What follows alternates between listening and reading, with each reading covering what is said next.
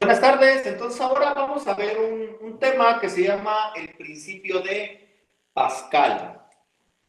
Y vamos a ver, nuestro tema pasado, la sesión pasada, estábamos hablando de la presión que se ejerce sobre una superficie. ¿Sí habíamos visto eso o no? Sí, profe. Sí, ¿verdad? ¿Ya habíamos hablado sobre la presión o no? Se me hace que no.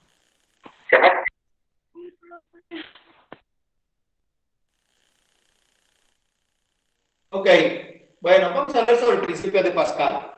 En el principio de Pascal, muchachos, nos está hablando ahora de que, pues debido a hay líquidos que son incompresibles, ¿verdad? La presión que se ejerce sobre ellos se transmite de manera íntegra. Por ejemplo, tengo una jeringa, ¿no? Si yo le pongo mi dedo, le aplico una fuerza y se comprime. ¿Observas?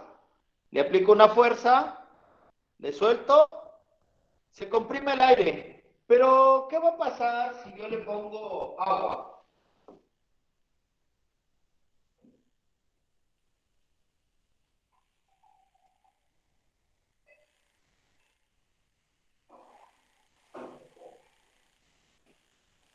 Ahora, si a esto le pongo agua, ¿qué va a pasar, no? Aquí tengo tantita agua y le voy a poner. Ahora tiene agua. ¿Sí se alcanza a ver, a distinguir? Sí, un poquito. Va. Ahora le voy a poner igual mi dedo y le voy a oprimir y le voy a aplicar una fuerza. Le estoy aplicando una fuerza. ¿Y qué creen? No se mueve. Pero observa mi dedo. La presión es tan grande que mi dedo está, pues ahí se hizo como un hoyito. Voy a ver que efectivamente tiene agua.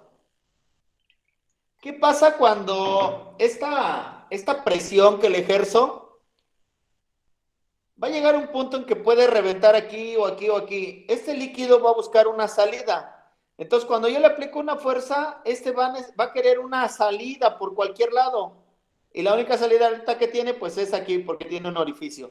Pero ustedes han visto que hay mangueras de presión que pueden llegar a romper, precisamente porque está ejerciendo una presión, están aplicando el principio de Pascal. Ese principio de Pascal nos va a tener un enunciado que dice así. La presión aplicada a un fluido, si quieren anotarla, la presión aplicada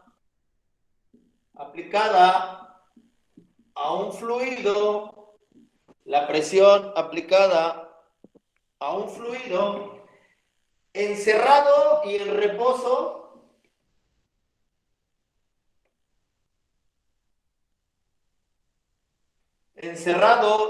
reposo, se transmite íntegramente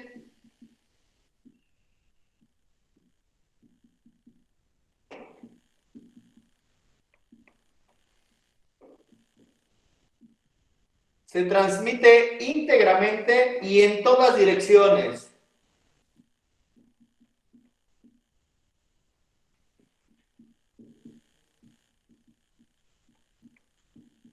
Y en todas direcciones. A todos los puntos del fluido.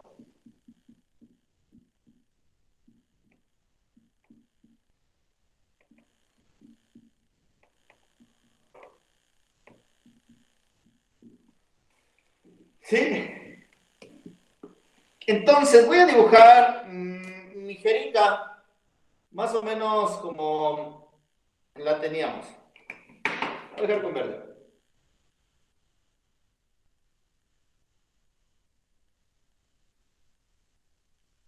Más o menos.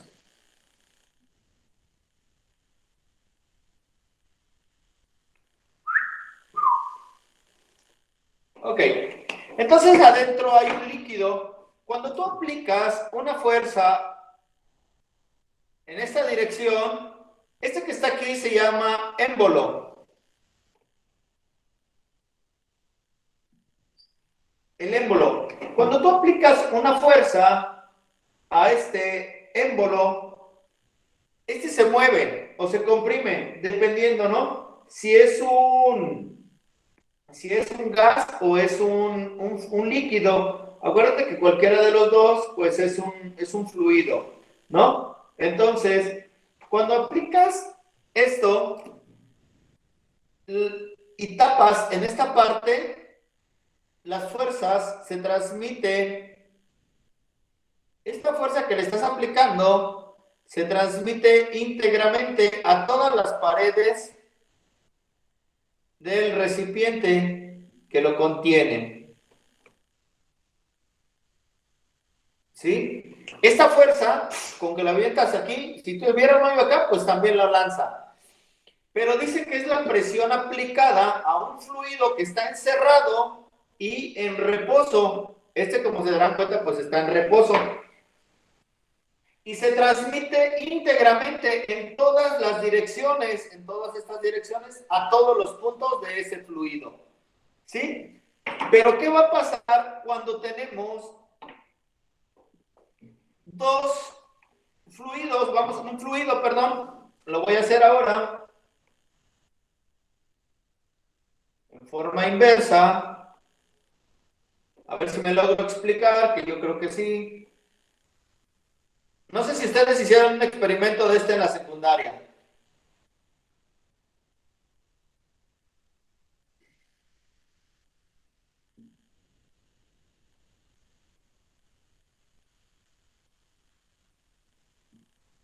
Tenemos dos jeringas de diferente diámetro. Este es un diámetro mayor y este es un diámetro menor. Y van a estar conectadas a través de un canal o de una manguerita. Cuando tú ejerces una fuerza en esta dirección, este líquido, fluido que está aquí hay líquidos, aquí también todo esto es líquido, fluido, todo esto es fluido. Cuando tú le aplicas una fuerza en un área, este es de un diámetro menor, por lo tanto tiene un área menor, le aplicas una fuerza, esta se va a transmitir en todas las paredes del recipiente y en toda esta manguerita, y va a llegar acá y va a tener una fuerza de salida en un área de mayor diámetro. Entonces, cuando yo aplico una fuerza 1 en un área 1, se va a transmitir en una fuerza 2 y en un área 2. ¿Sí? Quiere decir que toda esa presión que estoy aplicando a un fluido encerrado y en reposo se va a transmitir íntegramente en todas las direcciones y en todos los puntos del fluido. Eso es lo que nos dice el principio de Pascal. Entonces, la presión que tú ejerces aquí va a ser igual a la presión que ejerces acá. La presión 1 va a ser igual a la presión 2. La presión se calcula dividiendo la fuerza entre el área. Por lo tanto, la presión 1 va a ser igual a la fuerza 1 entre el área 1.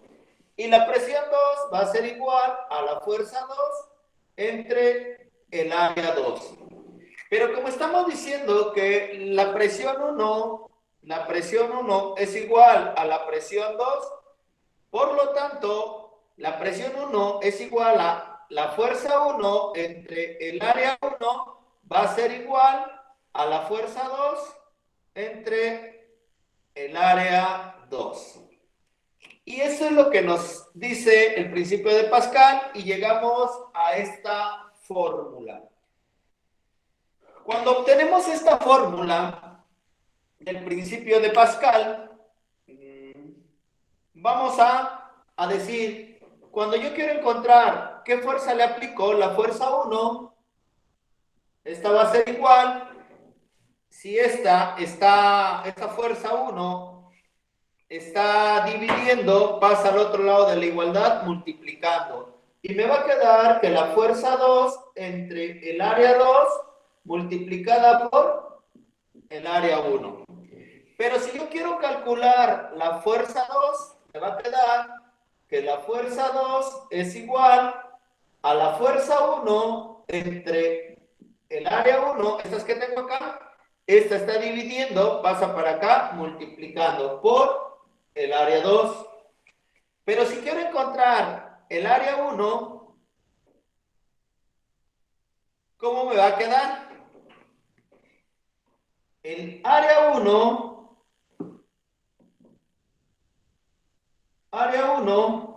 va a ser igual, este está dividiendo, pasa para acá multiplicando.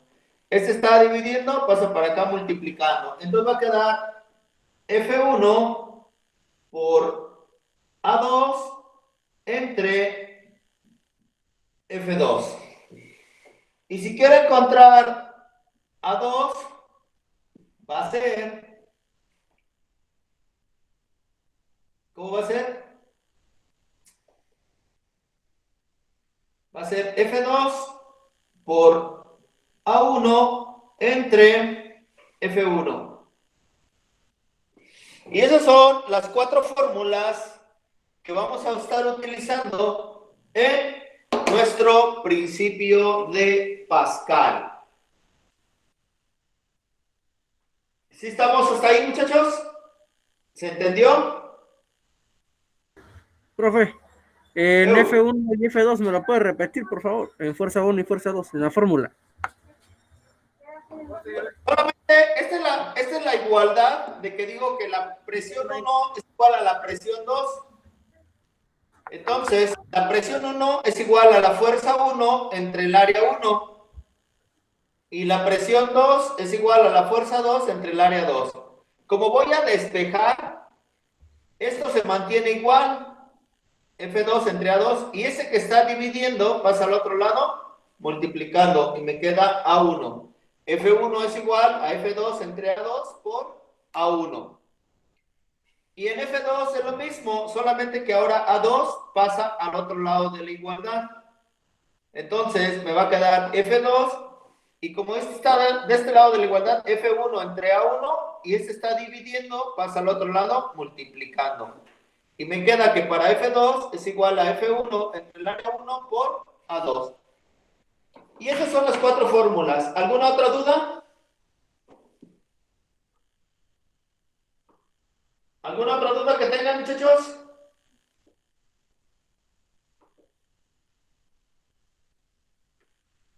¿No? Ok. ¿Esto qué me está diciendo este principio de Pascal? Me está diciendo que cuando yo aplico una fuerza menor, una presión menor, cuando yo aplico una presión menor, se va a transmitir y va a salir una fuerza mayor. O sea que con poca fuerza, yo levanto un peso mayor. Esto comúnmente se ve en los dispositivos de frenos de los carros. El pedal es este. Le oprimes el pedal, se transmite todo el fluido que tiene un aceite y aprieta las balatas, los discos ahí para frenar. Otro es ahí cuando vas a la refaccionaria que quieren subir tu carro con una presión menor, levantan un automóvil de cierto peso. Estas también son aplicadas en las prensas hidráulicas. Con poquita presión haces o levantas una mayor fuerza o una mayor presión. Esto comúnmente, o el principio de Pascal, se aplica mucho en maquinaria pesada. ¿Conocen las retroexcavadoras? ¿Sí o no? Comúnmente en esas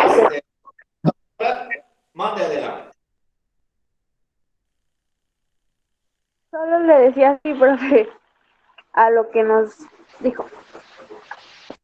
Ajá. ¿Qué pasó? Nada, ok, entonces vamos a hacer un pequeño ejemplito para darnos cuenta de lo que estamos diciendo. ¿Sí estamos? Si alguien me quiere ayudar a leer el ejemplo.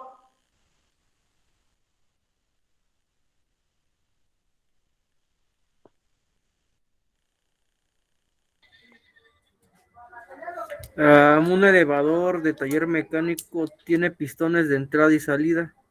El de levantamiento de 5 centímetros y de 60 centímetros de radio respectivamente. Con este dispositivo se mantiene levantado un auto de 2.000 kilogramos. ¿Cuál es la fuerza aplicada al pistón de entrada? Ok, muy bien. Aguas. Entonces, primero pues vamos a ir sacando nuestras fórmulas, ¿no? O vamos a hacer Nos habla de un pistón. Tiene un pistón y vamos a levantar un automóvil, ¿no? Aquí está el pistón. Y aquí están las llantas del carro, y aquí están las llantas del carro, y sube, y los faros, y luego de aquí sube como por acá así, poquito, y luego aquí, y luego sube, y así, más o menos. Parece carro, ¿verdad? Bueno, con un poco de imaginación, es un carro. Ah, es un carro. Y nos dice que aquí tenemos una fuerza aplicada. ¿Y cuál es la fuerza para levantarlo? Nos dan unos datos, ¿no? Dice que tiene un pistón de 5 centímetros y de 60 centímetros de radio. Este tiene un radio, lo voy a poner acá, el radio 1, este le voy a llamar siempre 1 y este le voy a llamar 2. El radio 1 es igual a 5 centímetros y el radio 2 es igual a 60 centímetros. El radio, si nos está hablando del radio, nos está hablando de una circunferencia, ¿no? Nos está hablando de un radio, nos está hablando de aquí a aquí. Por lo tanto, y también nos dice que tiene levantado un auto. Este auto pesa 2.000, tiene una masa de 2.000 kilogramos. ¡Wow! ¿Sí estamos? La fórmula de la presión es igual a fuerza entre área. Necesito saber la fuerza y el área que está aquí y la fuerza y el área que está aquí. La presión 1 y la presión 2. ¿Cuál es la fuerza y el área? Aquí nos está pidiendo o nos está dando que mide 5 centímetros de radio. Pero vuelvo, si ese está hablando del radio, nos está hablando de un círculo, de la circunferencia. ¿Cómo calculo el área de una circunferencia? ¿Cómo la calculo?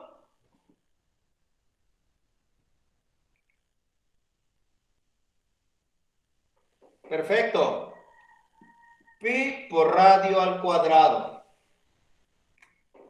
Para calcular el área que nos está pidiendo en la parte de aquí, sería entonces pi por el radio, pero el radio está en centímetros, tengo que convertirlos a metros. Acuérdate que el área se mide en metros y la fuerza se mide en newtons. Por lo tanto, 5 centímetros convertidos a metros, ¿cuánto sería? 0.05 metros. Todo eso al cuadrado. ¿Cuánto te da la operación de multiplicar pi por 0.05 al cuadrado? ¿Cuánto te da?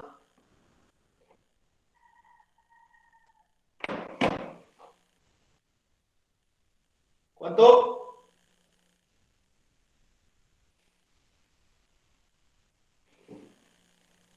¿Cómo te da? Sí, bueno. Te va a dar 0.0078 metros cuadrados. Y en el caso de aquí te va a dar pi por 0.6 metros al cuadrado. Es igual, si tú multiplicas por ahora 0.6 al cuadrado, te va a dar esto que es 1.13 metros al cuadrado. Como ya obtuvimos sus áreas, ya sé cuánto vale el área 1 y el área 2. Ahora, la masa del carro necesito convertirla a newtons. ¿Qué hago? Simplemente la voy a multiplicar por 9.8 metros por segundo al cuadrado, que sería la gravedad, y me da 2000 por 9.8, me da 19.600. 19.600 newtons. Ahora sí, ya convertí mis datos, ya tengo mis datos. ¿Qué me pide el problema? El problema me pide encontrar la fuerza que aplico aquí, me pide encontrar F1. Vamos a ver, la fórmula para encontrar F1, habíamos dicho ya cuál era. F1 es igual a F2 entre A2 por el área 1. Ahora ya tenemos A1, A2 y este sería F2. Por lo tanto, si haces tu sustitución, te va a decir que el F1 es igual a 19.600 newtons entre el área 2. El área 2 es 1.13 metros cuadrados que multiplica a 0.0078 metros cuadrados. ¿Cuánto te da esa operación? ¿Cuánto te da? 19.600 por 0.0078 entre 1.13. Me da 135.29. No sé cuánto les dé a ustedes.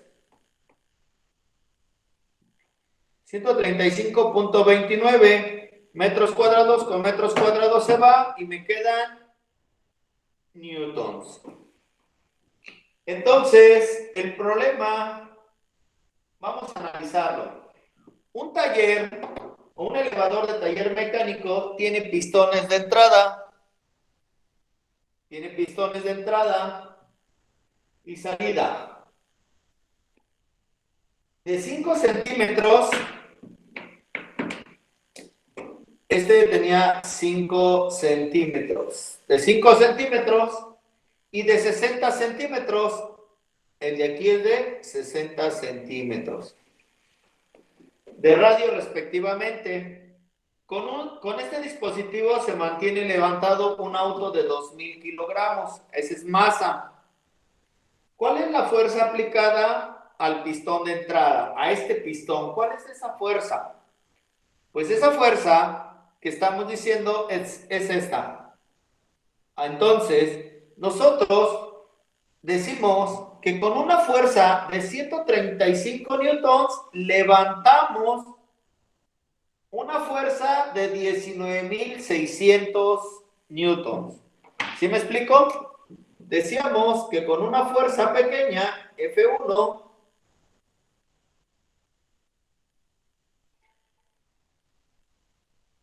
una fuerza muy pequeña, al transmitirla, podíamos levantar una fuerza mayor. O sea que con F1 son 135.29 newtons y levantamos 19.600 newtons. Así es como actúa o como trabaja el principio de Pascal. Hasta ahí, ¿alguna duda, muchachos?